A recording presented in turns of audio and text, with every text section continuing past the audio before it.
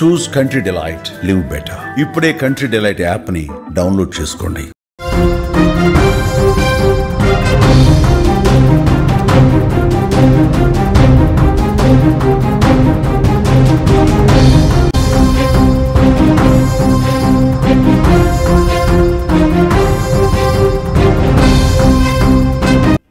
Breaking news చూస్తున్నాం. విజయవాడలో దారుణం జరిగింది. ఇంటి యజమానిని పని మనిషి చంపేసింది.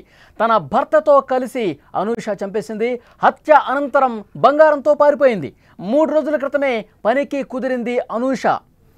ఈ కేసు వివరాల్లోకి వెళ్తే విజయవాడలో జరిగినటువంటి దారుణానికి సంబంధించి ఎన్టీఆర్ కాలనీలో యజమానిని చంపిన పని మనిషి ఆ తర్వాత పారిపోయింది. పనికి కుదిరిన కేవలం 3 రోజులకే యజమానిని హత్య చేయటం సంచలనం సృష్టిస్తోంది. హత్య చేసిన పని మనిషి అనూష అనే మహిళగా గుర్తించారు. ఆమె భర్తతో కలిసి దారుణానికి పాల్పడింది. నగరంలోని మాచవరం పోలీస్ స్టేషన్ పరిధిలో ఎన్టీఆర్ కాలనీలో నివాసం ఉంటున్న బొద్దులూరి వెంకట రామారావు ఆయన తల్లితో పాటు ఉంటున్నాడు. తన తల్లి బాగోగులు చూసుకునేందుకు ఒక పని మనిషి కావాలని వెతికారు. ఈ క్రమంలో 3 రోజుల క్రితమే అనూష అనే మహిళ రామారావును సంప్రదించింది. ఆమెను పనిలో పెట్టుకున్నాడు రామారావు. 3 రోజుల నుంచి రామారావు, సరస్వతితో పాటుగా అనూష కూడా అదే ఇంట్లో ఉంటోంది. గత రాత్రి రామారావును పని మనిషి చంపేసింది. తినే ఆహారంలో మత్తు మందు కలిపి కళ్ళల్లో కారం కొట్టి చాలా దారుణంగా హత్య చేసినటువంటి పరిస్థితి ఉంది.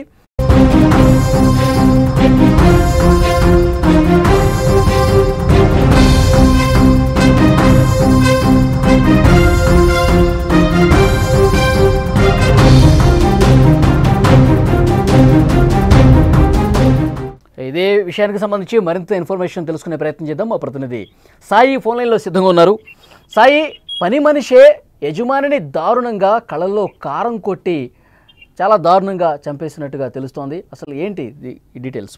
దాంతోనే ఆవిడ ఇంట్లో కేర్ టేకర్ గా చేరినట్టుగా పోలీసులు అనుమానిస్తున్నారు. ఎందుకంటే ఆ ఇంట్లో ఎవరెవరు ఉంటున్నారని చూసుకున్నారు. అక్కడ వృద్ధురాలు మాత్రం ఉంటుంది. అంటే చనిపోయిన రామారావుకి సంబంధించిన తల్లి ఆవిడ 95 వయసు అంటున్నారు. సో ఆవిడ కేర్ టేకర్ కావాలి. అలాగే చనిపోయిన వెంకటరామారావుకి వయసు కూడా 70 సంవత్సరాలు ఉంటాయి. సో వాళ్ళ కూతురు చెన్నైలో ఉంటుంది. సో ఇవన్నీ నేపథ్యంలో చూసుకుని ఇంట్లో ఎవరు లేరు, ఒంటరిగా ఉన్నారని చూసుకున్నా అని ఇంట్లో గ్రహించి ఇంట్లో కేర్ టేకర్ గా ఉండడానికి ఈవిడ వచ్చినట్టుగా కూడా పోలీసులు అనుమానిస్తున్నారు. అయితే ముందస్తుగా అంటే ఈ వెంకటరామారావు సంబంధించిన ఇన్ఫర్మేషన్ మొత్తం కూడా ముందస్తుగా తీసుకుందా, లేదా ఇంట్లో కేర్ టేకర్ గా ఉన్న సమయంలో ఎవరు పట్టించుకోవట్లేదని పకడ్బందీగా ప్లాన్ వేసిందా అనే విషయంలో పోలీసులు దర్యాప్తు చేస్తున్నారు. ఏదోనప్పటికీ కేవలం అంటే కేర్ టేకర్ గా చేరి కేవలం 3-4 రోజుల వ్యవధి కూడా కాకముందే ఇంట్లో యజమాని చంపేసి ఇంట్లో బంగారం తీసుకువెళ్తుంది అంటే పక్కాగా పోనీ ఈ మొక్కతే చేసిందంటే అనుకోవచ్చు. ఇంట్లో ఆ చంపేసిన అంటే ఏదైతే హతురాలు ఉందో హతురాలతో పాటు సహకరించిన మరొక ఇద్దరు అంటే ప్లాన్ గా ఇంట్లో చేరిన మొదటి రోజే ఈ ప్లాన్ వేసి ఉండొచ్చు అని చెప్పి పోలీసులు అనుమానిస్తున్నారు. ఎందుకంటే అప్పటికప్పుడు చేసిన ప్లాన్ కాదు. ఎందుకంటే ఆవిడ చంపిన విధానం చూస్తుంటే అత్యంత దారుణంగా ఉంది.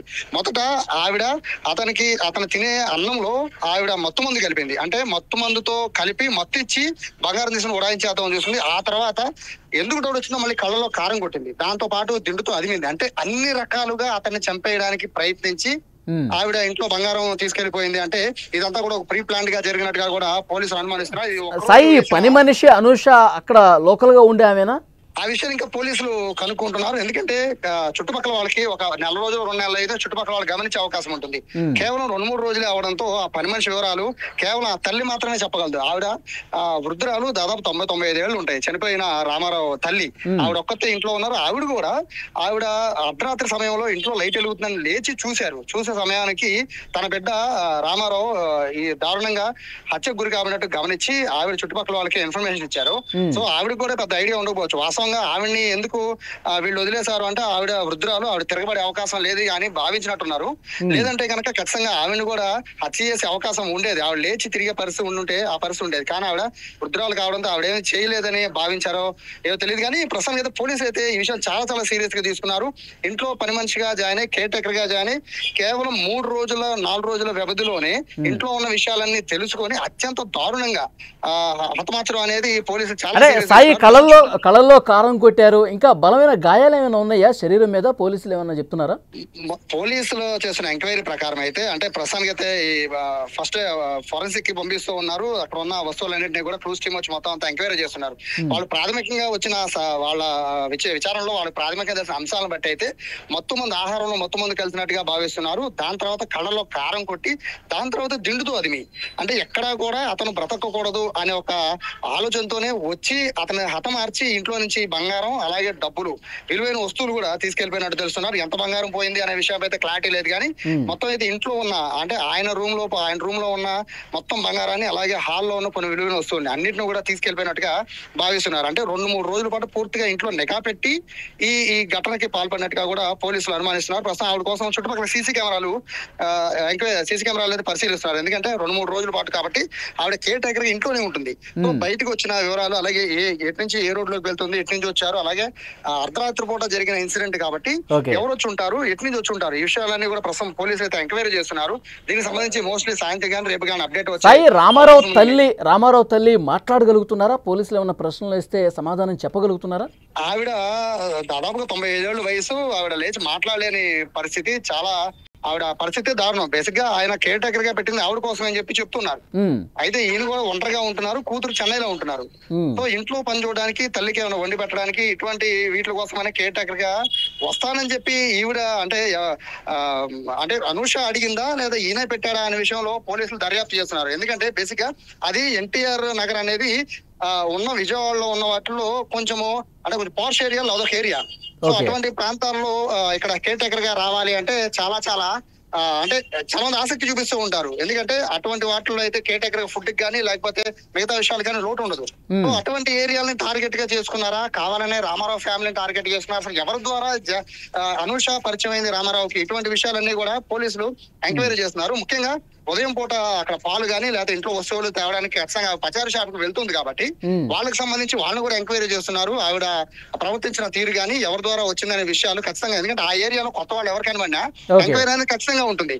అటువంటి ఏరియాల్లో ఇటువంటి ఘటన జరగడంతో చుట్టుపక్కల వాళ్ళు కూడా మిగతా కేర్ టేకర్ల పట్ల అయితే కాస్త జాగ్రత్తగానే ఉండాలని చెప్పి పోలీసులు చెప్తున్నారు. ఎందుకంటే ఇటువంటి ఏరియాలో కేర్ టేకర్ గా పెట్టుకోవాలి అంటే ఖచ్చితంగా వాళ్ళకి సంబంధించిన డీటెయిల్స్ అన్ని పోలీసులకు ఇవ్వాలి అని చెప్పి చెప్తున్నారు. ఈ నేపథ్యంలో ప్రస్తుతం అయితే అనూష కోసం పోలీసులు అయితే గాలిస్తున్నారు. బంగారం, డబ్బుతో పాటు విలువైన వస్తువులు కూడా తీసుకుని వెళ్ళిపోయిందని చెప్తున్నారు. మొత్తం ఇందులో రామారావు ఫ్యామిలీకి ఇక్కడ ఈ ఎన్టీఆర్ నగర్ లో కావచ్చు, ఈ విజయవాడలో చుట్టుపక్కల బంధువులు ఉన్నారా? వాళ్ళు ఎవరన్నా ఇంటి దగ్గరకు వచ్చిన పరిస్థితి ఉందా? ప్రస్తుతం చుట్టుపక్కల వాళ్ళు అలాగే రామారావు పరిచయం ఉన్న వార్తల ద్వారా బయట తెలిసిన వాళ్ళందరూ కూడా ప్రస్తుతం రామారావు ఇంటికి చేరుకుంటున్నారు. రామారావు కుమార్తె చెన్నైలో ఉంటున్నారు. సో ఆవిడ్ని ప్రస్తుతానికి అయితే పిలిపిస్తున్నారు. ఆవిడ కూడా వస్తున్నారు. ఆవిడ వస్తే తప్ప దీనికి సంబంధించి అంటే ఈ విషయం రామారావు చెప్పున్నారు. కేర్ టేకర్ గురించి వివరాలు ఖచ్చితంగా కూతురు తెలిసే ఉంటుంది, అంటే చెప్పే ఉంటారు. అలా కేర్ టేకర్ ఇంట్లో పెట్టుకున్న విషయం ఖచ్చితంగా తండ్రి చెప్పే ఉంటారు కాబట్టి ఆవిడ గురించిన ఇన్ఫర్మేషన్ అనేది కేవలం వాళ్ళ కూతురు మాత్రమే ఇవ్వగలదు. కాబట్టి ఎందుకంటే ఆవిడ తల్లి వృద్ధురాలు, ఆవిడ మాట్లాడే పరిస్థితి కానీ అంత వివరాలు చెప్పే పరిస్థితి ఉండదు. కాబట్టి వాళ్ళ కూతురు వచ్చిన తర్వాత ఈ కేసులో కొంతమేర కదలికి వచ్చే అవకాశం ఉంటుంది. కానీ సీసీ ఫుటేజ్ ద్వారా అయితే ఖచ్చితంగా వీళ్ళు ఎట్టి నుంచి ఎటు ఉంటారు అనేది ఖచ్చితంగా గమనించవచ్చు. ఎందుకంటే ఆ ఏరియా మొత్తం కూడా సీసీ కెమెరా సర్వేలెన్స్ ఖచ్చితంగా ఉంటాయి. సో దాని బేస్ చేసుకుని ప్రస్తుతం అయితే పోలీసులు ఎంక్వైరీ చేస్తున్నారు. సాయంత్రం కానీ రేపు కానీ ఒక క్లారిటీ వచ్చే అవకాశం ఉంది. ఎక్కువ దూరం వాళ్ళు పరారీ అయ్యే పరిస్థితి కూడా లేదనేది పోలీసులు వేస్తున్న అంచనా. ఓకే సాయి, మరింత ఇన్ఫర్మేషన్ కోసం మళ్ళీ ఒకసారి మిమ్మల్ని కాంటాక్ట్ అవుతాం. అది విజయవాడలో జరిగినటువంటి దారుణ ఘటనకు సంబంధించిన వార్త మనం చూస్తున్నాం. ఎన్టీఆర్ కాలనీలో యజమానిని లిటరల్గా చాలా దారుణంగా చంపేసింది పని మనిషి. ముందుగా మత్తుమందు కలిపిందంట ఆహారంలో. అది తిన్న తర్వాత అతను మత్తులోకి జారుకున్న తర్వాత కళ్ళల్లో కారం కొట్టి దిండుతో అదిమి ఊపిరాడకుండా చేసి చాలా అంటే చాలా దారుణంగా చంపేసిన పరిస్థితి. పని మనిషి భర్త, ఇంకొక వ్యక్తి, మొత్తం ముగ్గురు కలిసి ఈ విధంగా యజమాని రామారావుని చాలా అంటే చాలా దారుణంగా చంపేసిన పరిస్థితి. యాక్చువల్గా ఈ ఘటన జరిగే పరిస్థితి ఒక్కసారి మనం చూస్తే కనుక కేవలం 3 రోజులే ఆమె పనిలో జాయిన్ అయింది. 3 రోజులే, 3 రోజుల పాటు పూర్తిగా రెక్కి చేసింది. ఇంట్లో చాలా బాగా నటిస్తూ ఎక్కడెక్కడ ఏమున్నాయి, విలువైన వస్తువులు ఏమున్నాయి, బంగారం ఎక్కడ దాచిపెడతారు, ఎంత బంగారం ఉంది, డబ్బులు ఎంత ఉన్నాయి, ఇవన్నీ కూడా చూసుకుని సమయం చూసుకుని భర్త ఇంకొక వ్యక్తి సాయం తీసుకుని ముగ్గురు వచ్చి అర్ధరాత్రి సమయంలో దారుణంగా యజమాని రామారావును చంపేసిన పరిస్థితుంది. రామారావు తల్లి వృద్ధురాలు, 90 సంవత్సరాలు పైగా ఉంటాయి. ఇప్పుడు మా ప్రతినిధి సాయి చెప్పినటువంటి సమాచారం మేరకు అర్ధరాత్రి సమయంలో ఏంటి లైట్ వేస్తుంది, ఏదో జరిగింది, ఏదో సౌండ్ వస్తుంది ఏంటి అని చెప్పి ఆమె ఉలికిపాటు గురై చూస్తే విగత జీవిగా పడి ఉన్నాడు తన కొడుకు రామారావు. సో అతని ఫోటో కూడా మీరు స్క్రీన్ మీద చూస్తూ ఉన్నారు. పోలీసులు ప్రస్తుతం కేసు నమోదు చేసుకున్నారు. బంగారం డబ్బు పోయినట్టుగా గుర్తించారు. చెన్నైలో రామారావు కుమార్తె చెన్నైలో ఉంటుంది. అయితే ఈమెని పనికి ఎవరు కుదిరించారు? ఈ 3 రోజులే అవుతుంది. రామారావే స్వయంగా కేర్ టేకర్ కావాలి తల్లిని చూసుకోవడం అని చెప్పి ఈయన ఎవరి రిఫరెన్స్ ద్వారా అయినా విజయవాడలో ఉంటున్న ఒక మహిళని పనికి పెట్టుకున్నాడా, లేకపోతే చెన్నైలో ఉంటున్నటువంటి కుమార్తె ఆమె చెప్పిన వాళ్ళని ఈయన ఏమన్నా కేర్ టేకర్గా ఇక్కడ పెట్టుకున్న పరిస్థితుందా?